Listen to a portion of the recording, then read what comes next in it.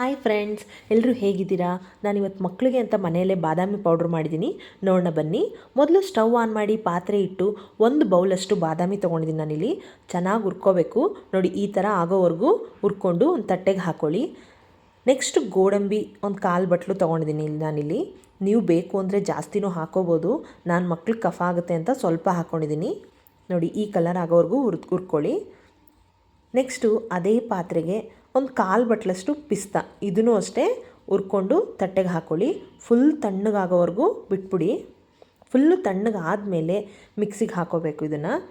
ಇದಕ್ಕೆ ನಾನು 4 ಏಲಕ್ಕಿ, ನಾನು ಸಿಪ್ಪೆ ಸುಲಿದು ಹಾಕ್ಕೊಂಡಿದ್ದೀನಿ. ಮಕ್ಳಿಗೆ ಬಾಯಿಗೆ ಸಿಕ್ಕಿದ್ರೆ ಇಷ್ಟ ಆಗಲ್ಲ ಅಂತ ಅಷ್ಟೇ. ನೀವು ಬೇಕು ಅಂದರೆ ಹಾಗೆ ಹಾಕ್ಕೋಬೋದು.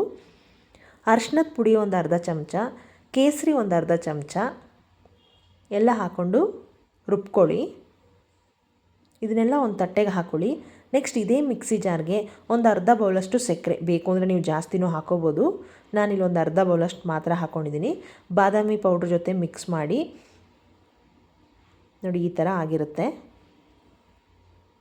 ಇದನ್ನು ಒಂದು ಟೈಟ್ ಕಂಟೈನರ್ಗೆ ಹಾಕ್ಕೊಂಡು ಬೇಕು ಅಂದಾಗ ಯೂಸ್ ಮಾಡಿ. ನಾನಿಲ್ಲಿ ನನ್ನ ಮಗನಿಗೆ 1 ಲೋಟ ಬಾದಾಮಿ ಹಾಲು ಮಾಡಿಕೊಟ್ಟಿದ್ದೀನಿ. ನೋಡಿ ಅವನು ಏನಂದ ಅಂತ ನೀವೇ ನೋಡಿ. Thank you for watching this video.